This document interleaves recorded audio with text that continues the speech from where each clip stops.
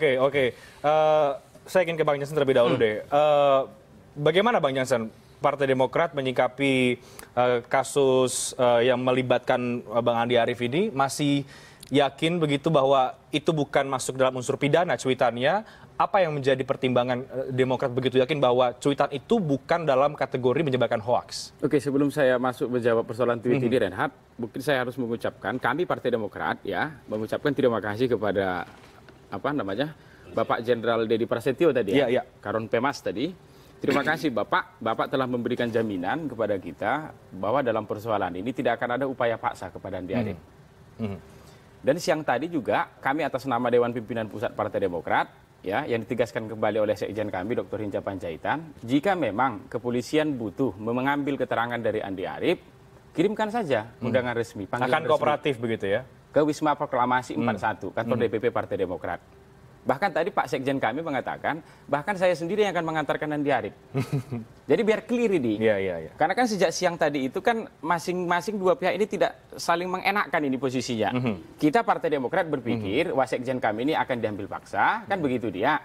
Teman-teman kepolisian kemudian berpikir, kami kok dituduh datang ke rumah lama Andi Arief itu untuk mengambil dia, kan begitu dia. Jadi itu makanya keterangan Pak Jenderal Dedi Prasetyo kami kira ya, Partai Demokrat ya, ini mengklirkan suasana. Jadi sekali lagi kami tegaskan, kirimkanlah undangan resmi ke DPP Partai Demokrat, kami siap mengantarkan Andi Arief. Kalau memang polisi butuh mengambil keterangannya dia. Artinya akan kooperatif begitu Bang ya? Super kooperatif. Super kooperatif. Itu dia. Kantor partai kami jelas, jabatan Andi Arief ini juga jelas, Wasekjen DPP Partai Demokrat, dan dia juga kan bukan manusia gelap, manusia terang. Malah tiap hari muncul di Twitter, muncul di media. Oke. Apa yang membuat Demokrat yakin bahwa itu bukan masuk dalam delik pidana? Jadi begini, itu makanya ketimbang kita debatable ya. Inilah dia tweet Andi Arief. Jadi satu-satunya kalau kemudian harus kita katakan barang bukti ya dalam konsep due process of law, di perkara ini yang berkaitan dengan Andi Arief adalah ini, tweet ini. Gitu. Inilah satu-satunya barang bukti terkait persoalan ini yang terkait dengan Andi Arief. Baca. Mohon dicek. Gitu. Harap dicek kebenarannya. 2 kali dia tekankan. Kemudian dia katakan lagi supaya tidak fitnah. Pasca ini dia tweet, pasca ini dia tweet, karena kan dia katakan di sini, karena ini kabar sudah beredar. Beredar sejak kapan? Sejak sore. Itu tweet malam begitu ya? Iya, ini pukul 20. Oke, pukul 20. 20.05. Beredar sejak sore, kan begitu. Siapa saja yang menerima? Bukan hanya Andi, termasuk Ketua KPU mengatakan itu. Ketua KPU sudah tahu surat suara sejak Rabu sore. Jadi Ketua KPU sendiri pun sudah tahu. Harusnya, karena ini kan kita bicara desas-desus ini. Peserta pemilu itu, ya, kompetisi itu, orang yang ikut kompetisi itu paling takut kalau dicurangin. Belum lagi hari ini memang kredibilitas KPU kita itu sedikit agak turun di mata publik. Masih lekat di ingatan kita persoalan misalnya kotak suara dari kardus karton itu. Itu menurunkan itu kepercayaan publik kepada KPU. Belum lagi kemarin ada DPT-DPT itu. Belum lagi persoalan entah benar atau tidak itu. Orang gila katanya didata untuk milih. Belum lagi kemudian yang terbaru misalnya penyampaian visi dan misi. KPU mengatakan ini bisa saja kami batalkan. Karena boleh kok tidak pasangan calon yang menyampaikan, tapi tim sukses seperti kemarin 01 misalnya. Ini kan menurunkan kepercayaan kan. Sedangkan publik berkeinginan, karena ini kontestasi capres, ya capreslah yang menyampaikan visi misinya kan begitu. Tambah lagi desas-desus ini sejak sore. Itu makanya begini maksud saya. Sejak sore Ketua KPU sudah tahu persoalan ini, ya.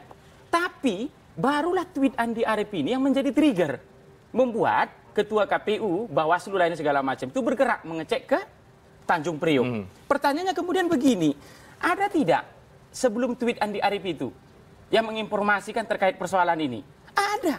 Ini contohnya, ini kan jam berapa punya Andi? Jam 8. Ini biar terang benderang, contoh saya kasih. Ini ada.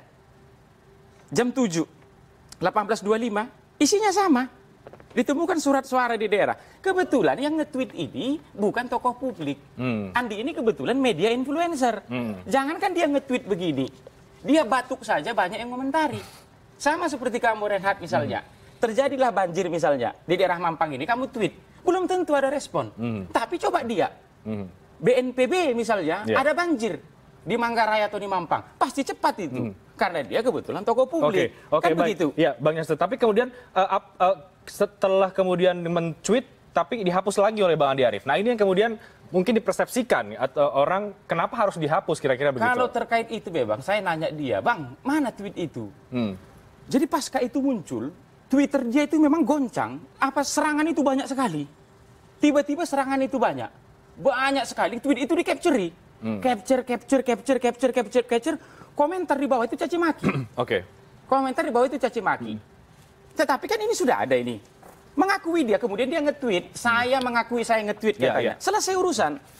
Orang dia mengatakan ini. Itu makanya kalau akal sehat yang bekerja, jelas tweet ini bukan hoax. Oke. Kamu tahu nggak artinya hoax apa? Yang saya pahami hoax itu adalah artinya memfinalkan suatu informasi, Prof, ya, kemudian dibalut menjadi informasi palsu.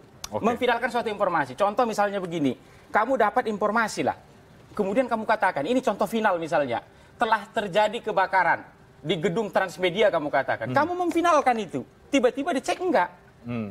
Contohnya kalau di sini misalnya, Andi misalnya nge-tweet bukan mohon dicek, tapi telah ditemukan 7 kontainer, tercoblos surat suara begitu. Baru itu kena, kan begitu. Ini kan dia katakan mohon dicek. Yang kedua, Reinhard, saya ingin nambahkan terkait persoalan tweet ini.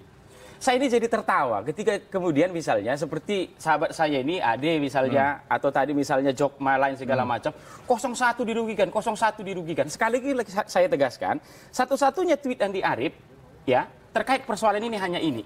Lihat, surat suara yang sudah dicoblos nomor berapa? Sama sekali dia tidak menyebut 01, 02, Jokowi atau Prabowo. Ini murni menginfokan. Itu makanya saya katakan, coba kalian baca lagi ulang tweet ini. Jangan kalian buat LP-LP. Jangan kalian pikir negara ini hanya punya kalian. Kami pun bisa buat LP. Jadi kalau kalian katakan, karena hari ini begini, seakan-akan 01 itu dirugikan, Jokowi dirugikan karena tweet Andi Arief. Saya sampai pakai kacamata yang paling tebal. Yang mananya? Ada tulisan, jadi ini murni tweet umum. Bisa saja surat suara, Pak Prabowo juga dicoblos. Jokowi bisa dicoblos. Jadi berdasarkan itu menurut Bang Jansen tidak masuk delik pidana, bukan menyebabkan hoax begitu ya? Bukan, menurut Bang Jansen. Kalau ini dipidanakan, sudah sakit bangsa ini. Sudah sakit bangsa ini. Tidak perlu ahli bahasa. Bang Irfan yang juga ikut melaporkan ini ke